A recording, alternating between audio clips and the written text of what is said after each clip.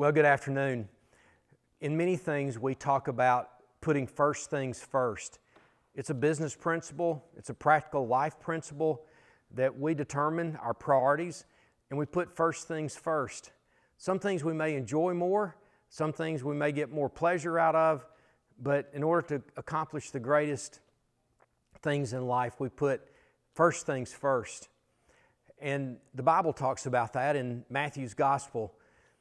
Jesus said, "Seek first the kingdom of God and His righteousness, and all these things will be given unto you." Well, over these last several weeks, we've had to think about what's most important. What are the things that we need to do? Our authorities have asked us to think in terms of essential. Only do those essential things. The essential things are the first things. Jesus said, "Seek first the kingdom of God." Well, this Sunday we are going to begin worship in our building again. This Sunday, May the 17th, we will gather at 8:30 for our celebration service. We'll gather at 11 o'clock for our traditional service. We're going to begin worshiping again. It's going to be a first thing.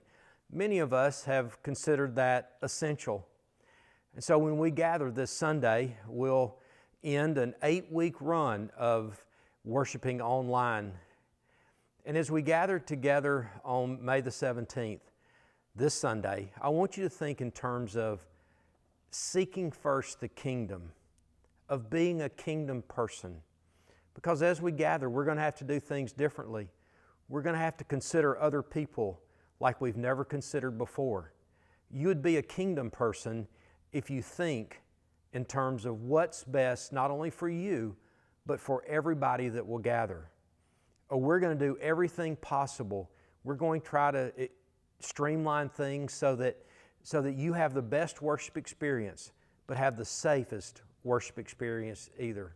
Just a couple of things I want you to know. We're going to do worship only. We're not going to do Sunday school. We're not going to do any kind of small group Bible studies.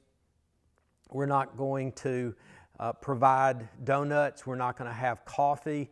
We're not going to have open soft drinks.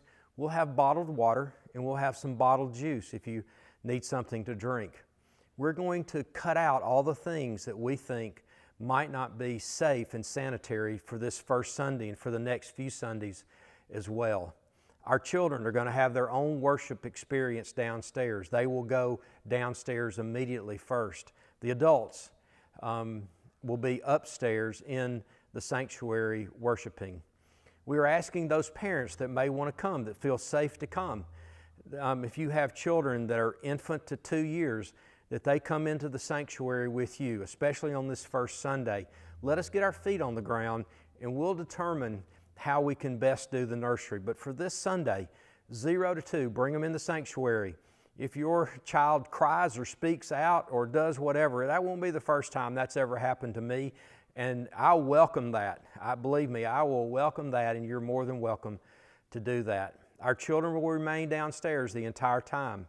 And when we finish worship, we have a plan to gather people back together as families. And I'll be sharing those details later. But at least for the rest of this month, the month of May, we're going to do worship only. I'll continue the online Bible study on Wednesday. We'll continue everything that we are doing. I also want to remind you that as we worship this Sunday, that if you choose not to worship with us, if you choose to stay at home, I've said this and I'm going to say it every time I speak to you, that the choice to stay at home is a correct answer. The choice to worship with us in the sanctuary is a correct answer. For the first time in history, we live in a dynamic where you give someone a choice, and either choice is perfectly correct. There is no yes, there is no no in this situation. There is no right, there is no wrong. Yes, I choose to stay at home. Yes, I choose to come worship. We're going to provide the safest experience we possibly can, given the situation we find ourselves in.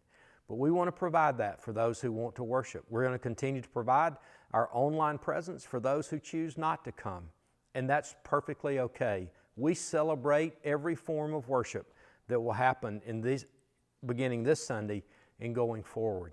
So we invite you to worship. If you choose to worship with us here in the sanctuary, that's awesome.